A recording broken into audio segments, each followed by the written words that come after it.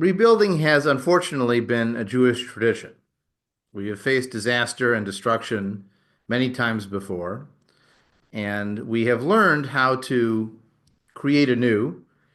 We've learned to mourn what is lost and to create something new to fill that space. But there's always been a legacy of loss that we've remembered. Now, this program, What Comes Next? Rebuilding in Jewish History, I originally ran, if you'll notice the date, early in the COVID pandemic in May of 2020. That was a time when we were wondering what's going to happen and what's going to happen next.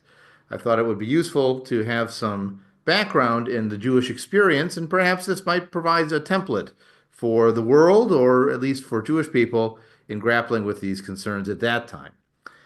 For many people, it's felt like another crash over the last month or so, or a slow-moving train disaster that's happening over the last few weeks. And we don't know what will happen on the other side of it, what damage will be done or not. Of course, we're also facing the terrible disaster in Israel in October of 2023. Sorry, 2023, a little over a year ago. And what kind of rebuilding will have to happen there? You know, you see a scene like this, and you could say it looks like one of those kibbutzim that were invaded by Hamas. Today, it also looks like parts of Lebanon and parts of Gaza, in fact, most of Gaza at this point. And so we have to face this challenge of how to rebuild, how to mourn what's lost, but also how to move forward. And hopefully, these examples from Jewish history will help us do so. Now, I mentioned that Jewish history has a lot of disasters in its past. And so I wanted to start with the first mention of the nation of Israel in archaeological records. It appears in a monument that was built around the year 1200 BCE by the pharaoh Merneptah. The pharaoh, of course, was a ruler in Egypt. You can also tell by the decorations there. This particular monument, I think, lives in the British Museum. You know, the joke is that why are the pyramids in Egypt? Because the British couldn't move them to the British Museum. So whether it belongs there or not is a separate question. The fact that it is there gives us a chance to study it. And on that monument, there's a message that's given that happens to mention Israel. It says, "The princes are prostrate, saying peace. No one is raising his head among the nine bows. Now that Tehenu, or Libya, has come to ruin, Hatti, the Hittites, are pacified. The Canaan, the Canaanites, have been plundered into every sort of woe, including their major cities." And then it says, "Israel is laid waste, and his seed is not." So the first mention of Israel in archaeology is to say that Israel has been destroyed. But as Mark Twain famously said, the rumors of my demise have been greatly exaggerated. In fact, Israel is still here, and Pharaoh Merneptah certainly is not. So this is, again, a bad sign, perhaps, for what might happen in the future, but also maybe a lesson in tenacity and endurance, because we are still here despite what the Pharaoh declared. Another example of archaeology disappointing us is the first depiction of a Hebrew king that appears in archaeology. This is a monument that was made by the Assyrian Empire after they had conquered one of the kingdoms of Israel and Judah around the year 700 or maybe 750 for this particular one, BCE. Now, which one of these figures would you guess is the Hebrew king? Well, I may have given it away by my introduction. It's the person bowing down with his tush in the air. That's the Hebrew king. It's the Hebrew king Yehu who bows and pays tribute to the Assyrian emperor Shalmaneser III. This is actually closer to 825 BCE rather than the 700s. And the text that accompanies it at the top in that cuneiform writing, which you can see with the little dots and dashes written by a reed stylus.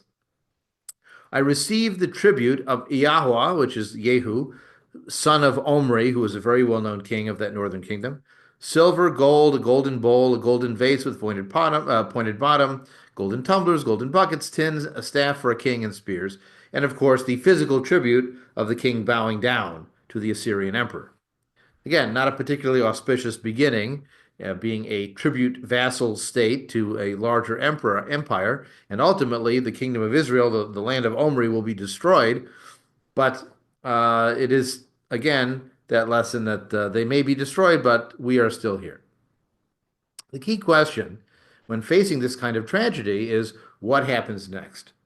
And after the Assyrian Empire fell, it itself was attacked from the Babylonian Empire. The Babylonian Empire came down and conquered the southern kingdom of Judah and the kingdom of the capital of the kingdom, which was Jerusalem.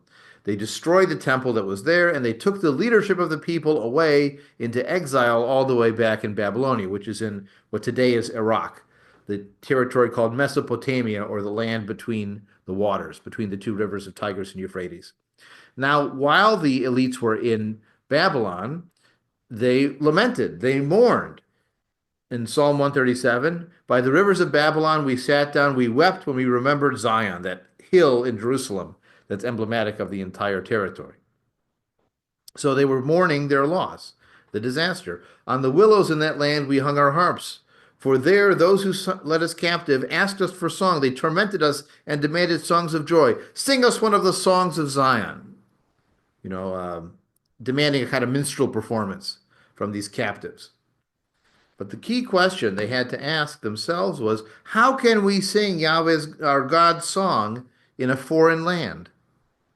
Can we still be Judean when we're not in Judea? Can we maintain an identity despite being outside of our land? What does that identity mean? How is it going to be different if we are not in our own kingdom with our own temple, with our own king, where we began?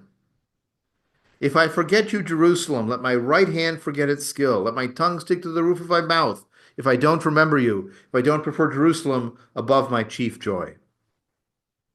This is a longing for a return, but it's also a commandment to remember, to point in that direction. And you may know, by the way, that in many synagogues in the world, in most synagogues for that matter, the direction of prayer is to face Jerusalem.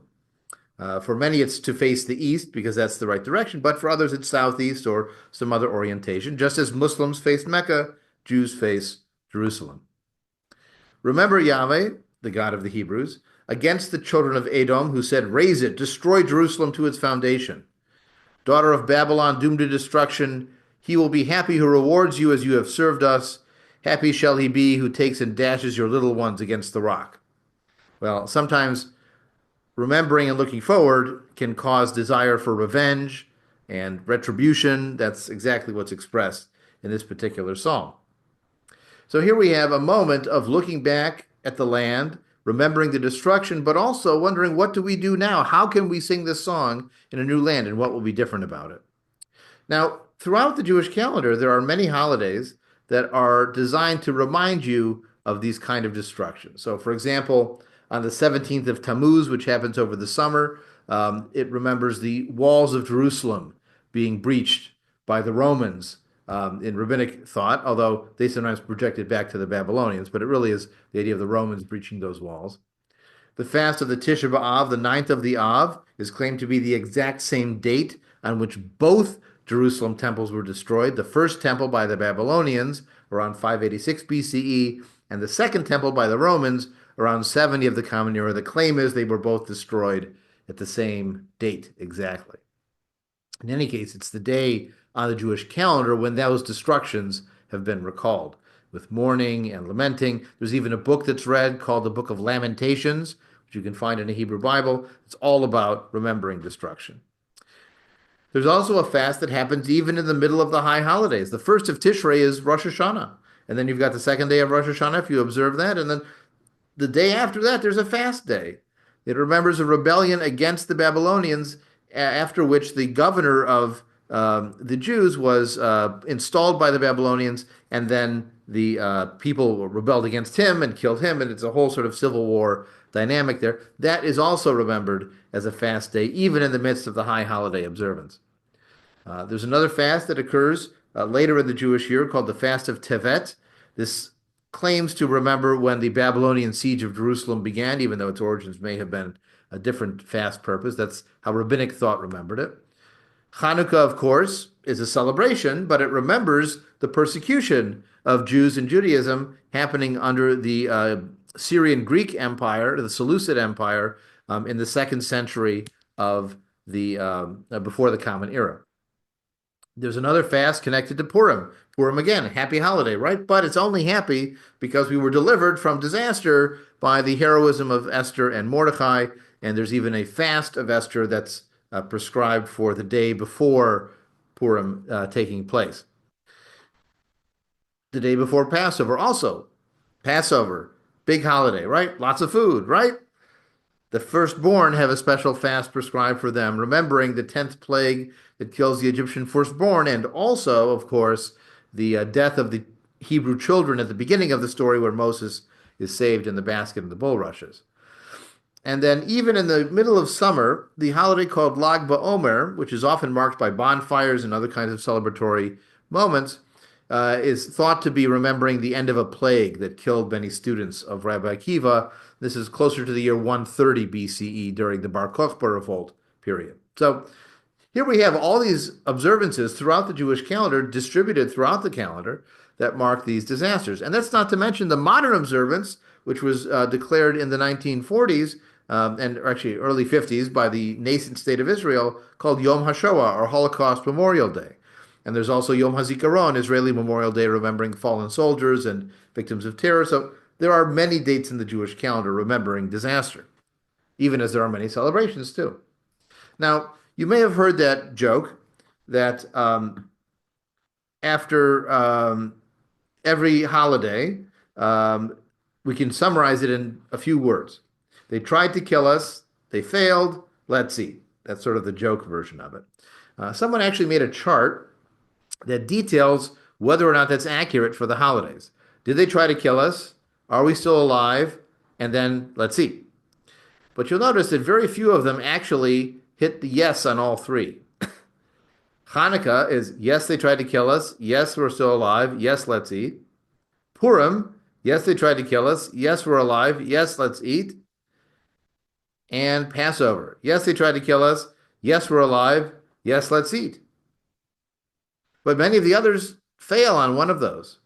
So Rosh Hashanah, nobody tried to kill us, even though there's food. The fast of Gedalia, well, yes, somebody tried to kill us, but there's no food. and he died for that matter. Yom Kippur, there's no food. Sukkot, nobody tried to kill us. Tu B'Shvat, there's lots of food, but nobody tried to kill us. The fast of Esther, yes, they tried to kill us. Yes, we survived, but no food because it's a fast day. And so on and so on. So it turns out that only 50% of the holidays, if you do the statistics at the bottom, only 50% of the holidays have somebody trying to kill us. 75% of the holidays we're still alive, but of course we're not alive after Tisha B'Av or Lag BaOmer with the plague. And should we eat? Well, only about two-thirds of the holidays actually involve food because a number of them are fast days and there's no food involved in those. So we have to remember it's not always the case that they tried to kill us, they failed, and we eat. Now, I alluded to already that first destruction. I've got about 4 or 5 destructions to go through briefly, and then we'll have a chance to discuss what might be applied to today. The first destruction we're going to talk about is this destruction of the Jerusalem temple and Jerusalem itself around 586 BCE by the Babylonians. Here is an artistic depiction of those Israelites, those Hebrews, those Judeans, as they might have been called at the time, sitting by the waters of Babylon and weeping in the words of that psalm that we saw just a few moments ago. Now, what was lost when the city of Jerusalem and Judea was destroyed? Well, we certainly lost Judean political independence. The king was killed. The empire of Babylon imposed direct rule, exiled the elite. So we didn't have an independent Judean state on which we could base our identity. As I mentioned, the Hebrew king was actually not killed. It turns out his heirs were killed. And then the ruling monarch's eyes were put out, so he became neutered. He was unable to be an active ruler in that sense, and he had no heirs because his kids had been killed, but he was still the king, even if he was blinded. So the Hebrew monarchy peters out, and there is no restoration of the monarchy after, even though the Judeans are able to return by around the year 500 BCE. Before the Jews had been exiled, they believed in their God as the most important of the gods, But it wasn't really a strict monotheism. There was still an idea that you might have other gods, they just had to be in a subordinate position. Or maybe you shouldn't talk to the other gods, but they still existed and other people worshiped them. And maybe your God beat their gods, but it wasn't the kind of monotheism that we think of today, at least before the temple was destroyed. And of course, the Judeans were, they might have used the word Jew. In fact, they used the word Yehudi, what we would say Jewish today, to describe their language. But they were rooted in one place, and now they weren't. They were all over the place. And it may be that the Ark of the Covenant was lost at this time. Maybe Indiana Jones will find it in the 1930s, but it was gone at that time at least. So what was born? Well, we begin to get an idea of being Judean, or we might even say Jewish, beyond Judah. You didn't have to live in that territory to be part of that community, be it ideologically or sort of as an ethnic religious combo, an ethno-religion, some people describe it. And you might even begin to call where you are a diaspora instead of an exile. It begins as an exile. They were taken there forcibly. They didn't want to be there. They longed to return to Jerusalem. But after living there for 50 years, when they were finally freed to return by the Persian Empire and Cyrus, who liberated them, many of them stayed in Babylon. And once you choose to stay in your exile, when you have the chance to go home, maybe it becomes a diaspora, a putting down of your roots by choice where you are, and that's a different style of identity. We also see that shift from that henotheistic belief in one God more important than all the others to a real kind of monotheism, to believe that there is only one God, although it preserves kind of tribal characteristics, because theoretically, a universal God doesn't have a chosen people, or doesn't have one temple that he lives in, or doesn't have one language that he reveals the truth in. Well, those are all features of a tribal God that were then smacked together with a monotheistic concept that the Hebrew God was the only God in the entire universe. And we have a new kind of rule. If there's no monarch anymore, if there's no king ruling the Jewish people, and it's postponed to a kind of end of history messianism, hoping for the Messiah to come, now you have clergy ruling people. And when clergy rule people, you call it a theocracy, which means God is ruling, except, God is really bad about answering his email and responding to phone calls. So you have his deputies who are telling you what God wants, and those are the priests, or the clergy more generally. So now Judaism and the Jewish community shifts from being a monarchy with a king and a territory to being a diaspora experience with an ideology and a belief system and leadership by the clergy that may be based in one place in Jerusalem but exert their authority elsewhere. We have, for example, letters from a Jewish community in Egypt writing to the Jerusalem priests asking them, how do we do our Judaism here in Egypt, even though we're far away from the temple in Jerusalem? And the most lasting legacy we find from this period is that the Judeans bring back from Babylon a new volume that's compiling their literature, their law, and many of the prayers that they will be reciting. It's a book that we today call the Torah. Those first 5 books of the Hebrew Bible were most likely written or finally compiled in their final form around this time in the 6th to 5th century BCE. So that's the what was lost, what was gained from the first Jerusalem temple. As I already mentioned, with Tisha B'Av, a temple was rebuilt, and then it was also destroyed. In this case, it was destroyed by the Romans. What you can see depicted here, this is on the Victory Arch that was dedicated to the general and ultimately Emperor Titus. You can find it in Rome even to this day. And what you see depicted on this statue are symbols that were common to the Jerusalem worship. You had these incense shovels that would be used to carry and burn incense. You see a few of them distributed there. There was the Ark of the Covenant, you see with the box and the carrying poles there. And you also see the, the temple menorah with its 7 lights for the 7 days of the week, just as we lit at our service tonight. It's one of the oldest depictions of that symbol, actually, that we can find in the world. So this is one of those moments where it was a destruction. It's remembered by the Romans as a triumph, but for Jews, it's thought to be, a terrible disaster. So what was lost in that Jerusalem temple destruction? Well, we lost having one Jewish center that everybody pointed to, this temple in Jerusalem, that even if you couldn't go there from Egypt every week or every month or every major holiday, You could go there in a lifetime. You could go there once in a while. It would be something that would tie all the Jews from all the peoples together and all the places together, and that was gone. You also lost the major animal sacrifices that were thought to be the core of Jewish life. And how could you have Judaism without animal sacrifice? After all, if you read the Torah laws, for every holiday, there's all kinds of animal sacrifices. And if you can't do that, what are you doing? We lost the centrality of a priesthood that would have from father to son and from clan to clan a clear hierarchy of who is in charge. You had the Levites who were the attendants in the temple. You had the Kohanim, the priests who were in charge of the actual sacrifices and running the temple, and then the Kohen Tzedek, or the high priest, and his family and clan that were the ones in charge of the Holy of Holies. All of that is gone because the temple is gone as well. And there was also a belief at the time that reward and punishment from God happened in this life. If you read the Torah, there isn't really a clear depiction of an afterlife. The idea is that if you follow these commandments, you will be rewarded in this life, and if you break them, you'll be punished. But during this persecution and disaster of the Jerusalem temple, people simply didn't believe anymore that it worked out that way, because look at this terrible disaster that took place, and now there's no way to atone, for that matter, of anything we happen to do wrong. But new ideas came in to fill that vacuum.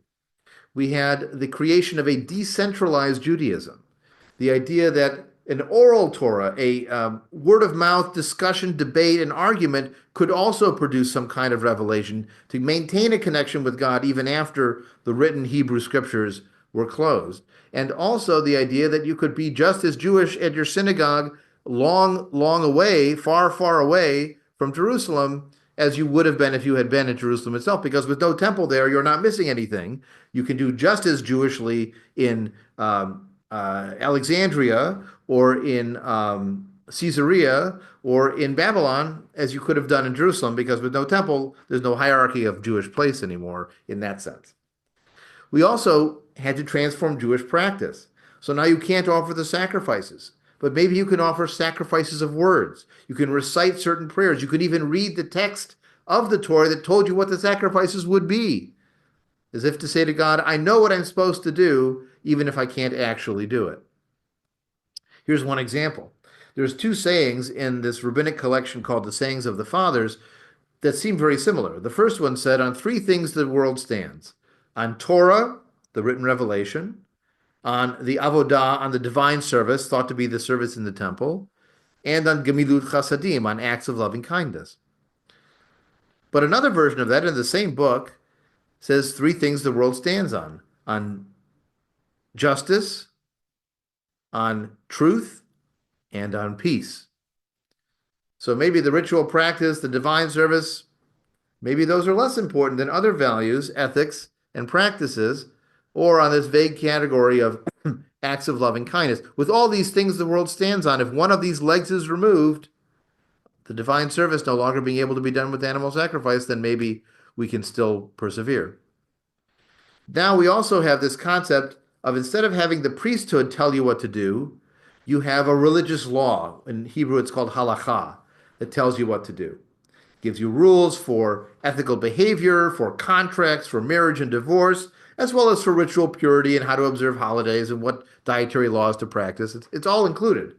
And it also provides an answer to an age-old question. We just had a disaster took place. How can we avoid great disasters in the future? How can we make sense of a world where it seems like bad things happen to people at random? Well, the answer is, if God gives you the law, he gives you everything that you need to do in your life. If you do it, you'll be okay. At least if not here, then maybe in future life, because there is a beginning of belief in an afterlife in Jewish life at this time. But also it helps to explain if bad things do happen, maybe you weren't being strict in the law. You fell short. And so you have to redouble your efforts to follow the law to make sure that life goes well for you. And then finally, instead of a hereditary priesthood, we now have a Jewish leadership by knowledge that goes to rabbis. Now I say democratize in quotes, because not everybody could afford to study as much as you needed to be to get to a rabbinate. And of course, women were not eligible to be rabbis until the 20th century, when the first women rabbis were ordained. So this is one of those democratized in scare quotes for sure. But what you can see, by the way, what was lost are things that are in the Jewish past. But what was born in this period are things that are still part of Jewish practice.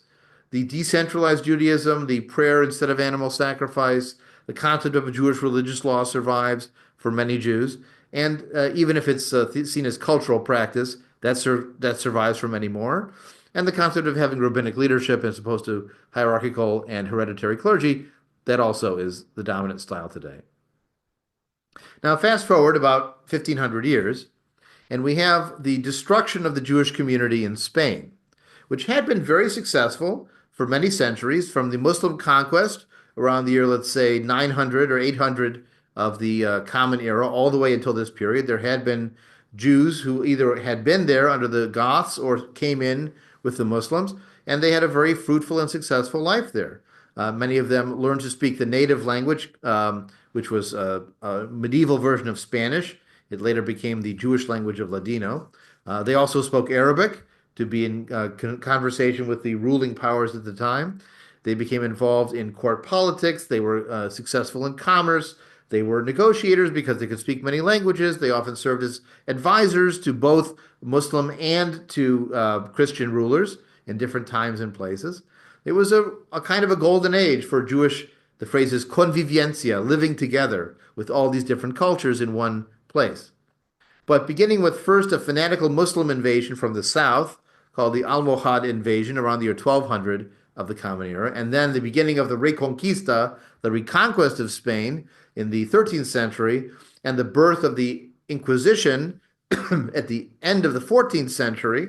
Now we have this religious and cultural conflict between Christians on one hand, Muslims on the other, and Jews stuck in the middle.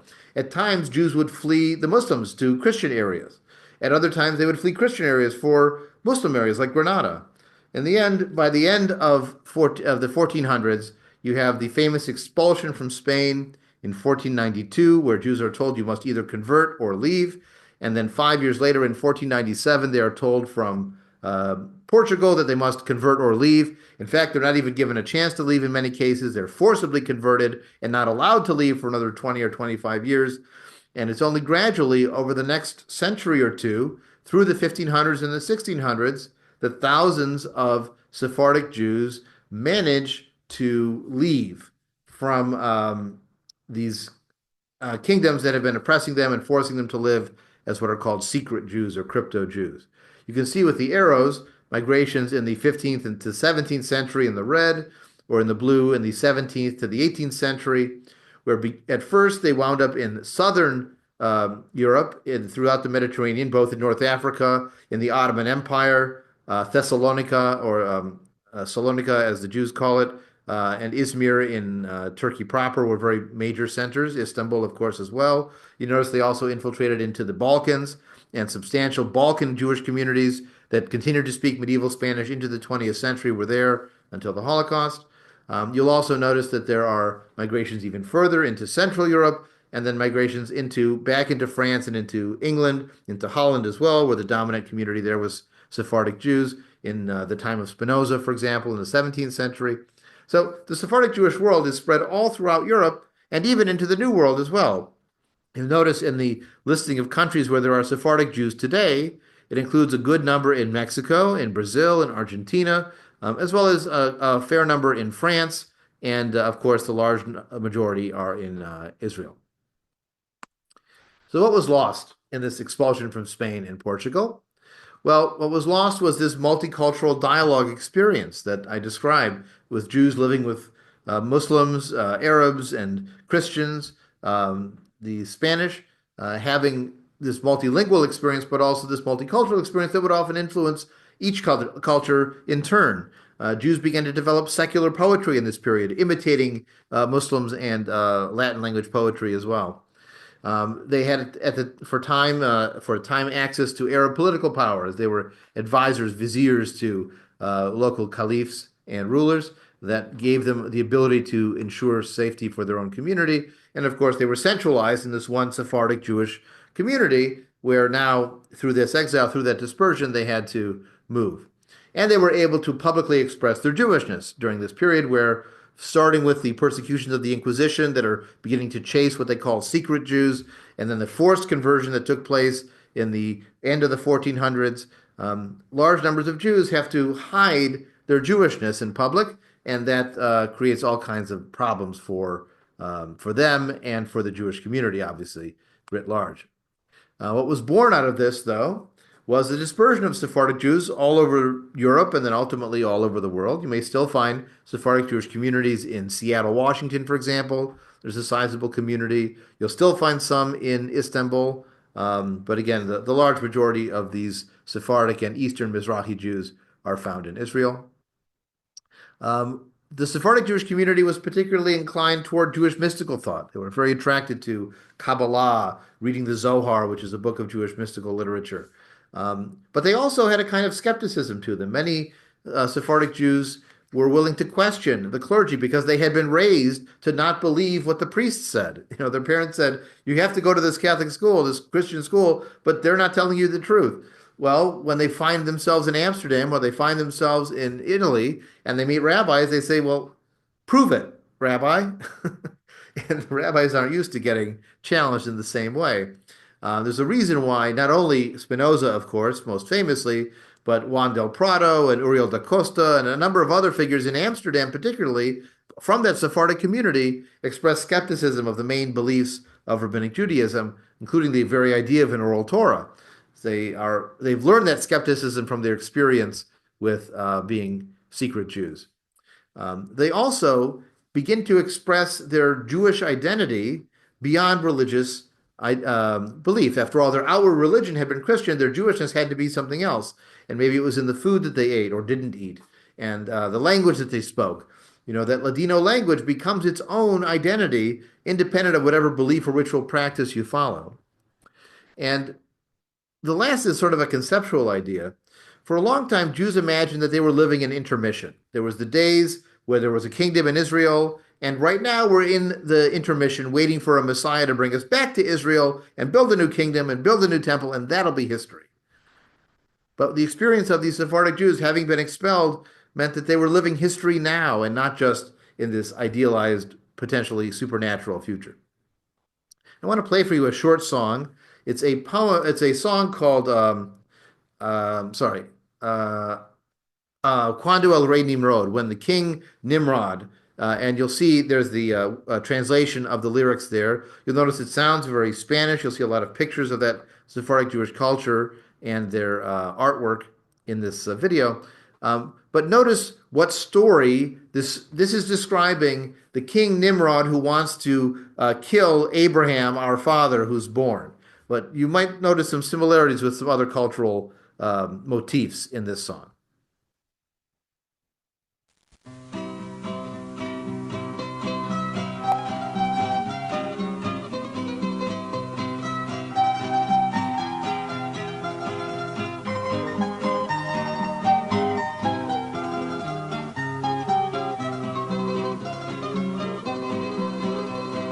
Cuando el Nimrod al campo salía, miraba en el cielo y en la estrella, viva luz santa en la judería, que había de nacer Abraham Avinu, Padre querido, Padre bendito, luz de Israel. Abraham Avinu, Padre querido, Padre bendito, luego a las comadres se encomendaba que toda mujer que preñada quedara, la que pariera hijo al punto lo matara, que había de nacer Abraham Avinu, Padre querido, Padre bendito, luz de Israel. Abraham Avinu, Padre querido, Padre bendito, luz de Israel. La mujer de Tera que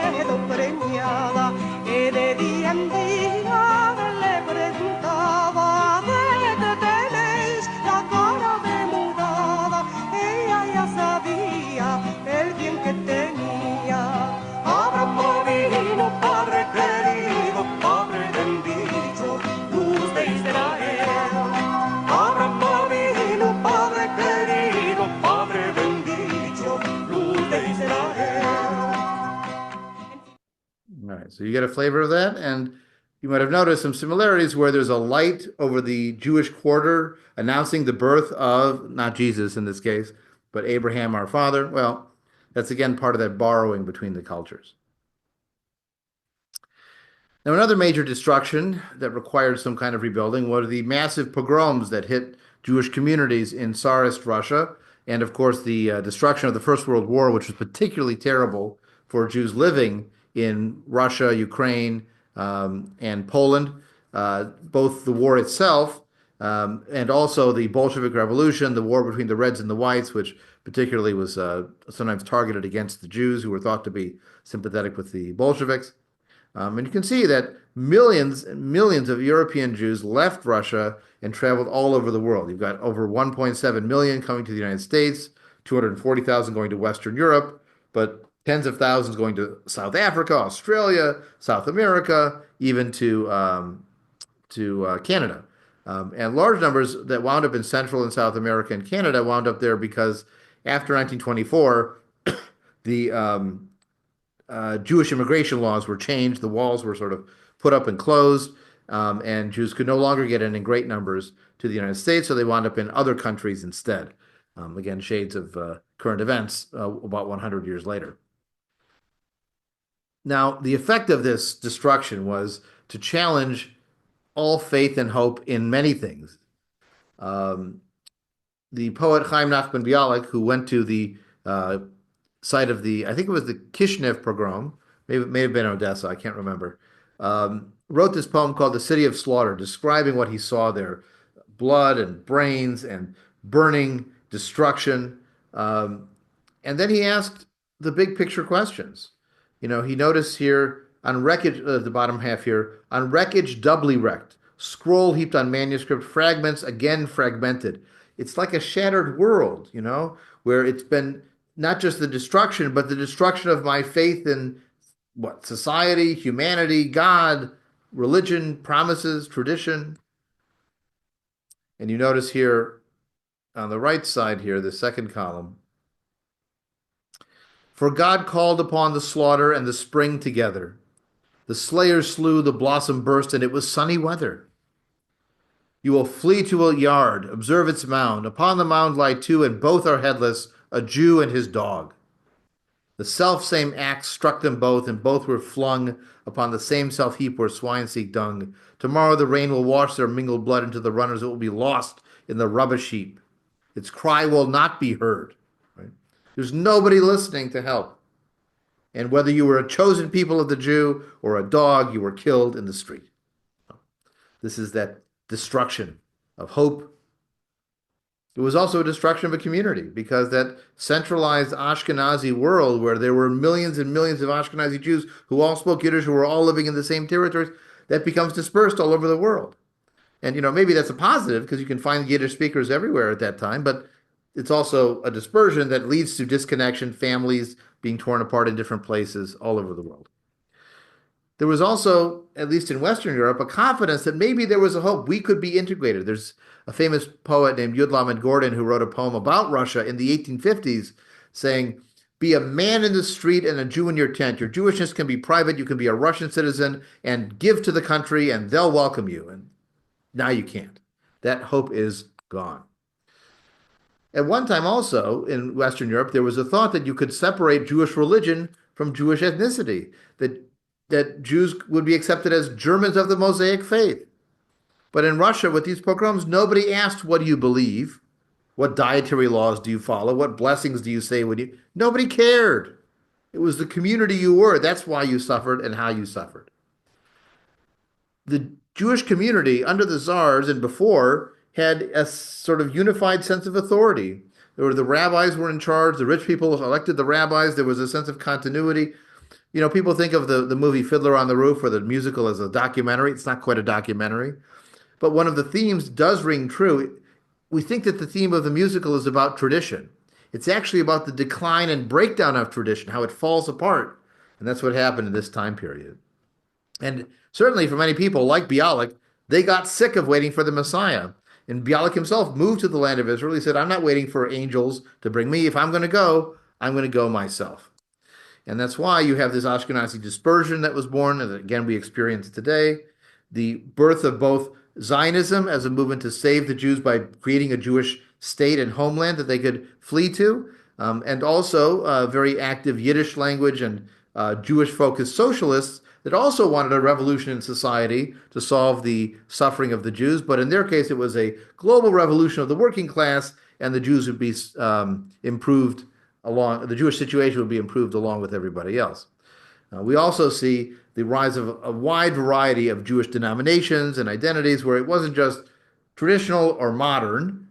Now we have Reform Jews and conservative Jews, and Reconstructionist Judaism starts in the 1920s as an idea of Mordechai Kaplan's.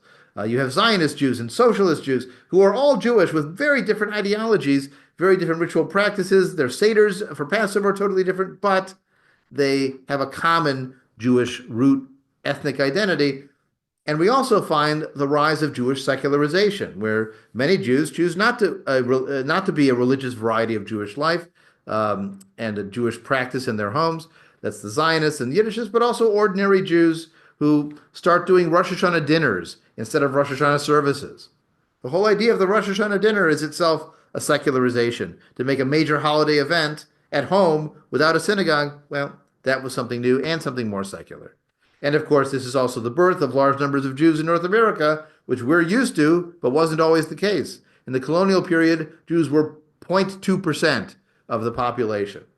We only grew really in large numbers in the 19th century, particularly in that 1880 to 1920 period. Now, I don't need to talk to you in great length about the destruction wreaked by the Holocaust.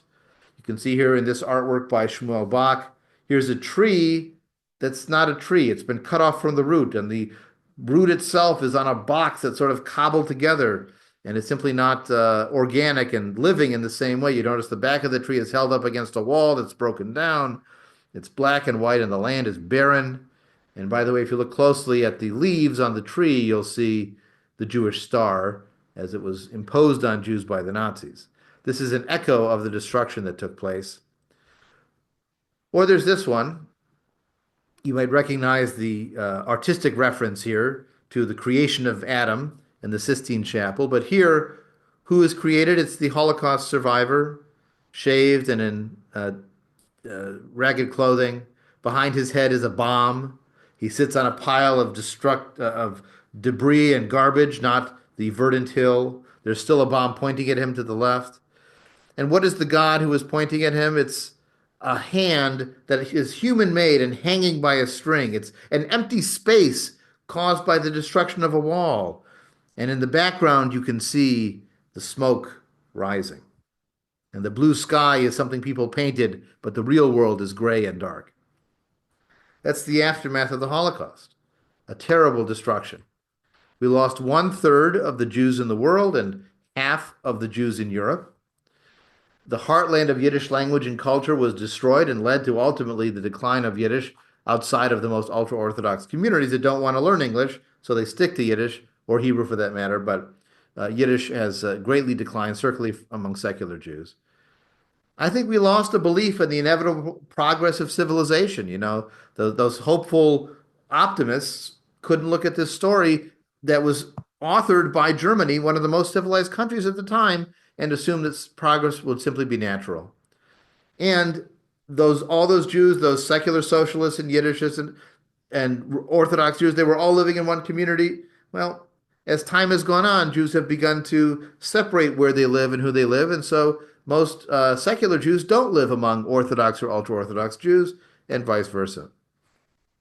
But out of the same time period, we saw in the aftermath of the Holocaust the birth of the modern state of Israel, and also a Jewish willingness to push back against anti-Semitism and other expressions of Jewish hatred.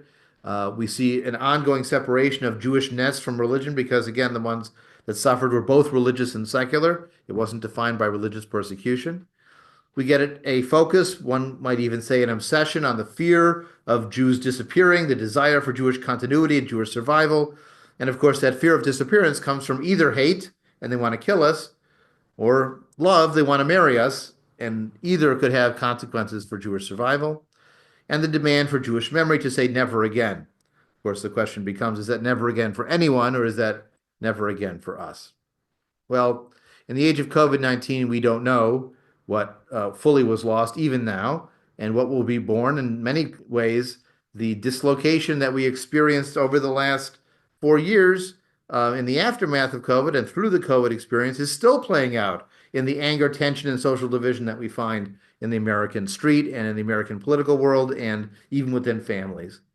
Whenever there's a disaster, whenever something terrible happens, we are all changed. In the words of Yeats' poem Easter 1916, now and in time to be, wherever green is worn, are changed utterly, changed utterly. A terrible beauty is born. So when disaster takes place, there's destruction and something new is born, but we don't always know what it's going to be.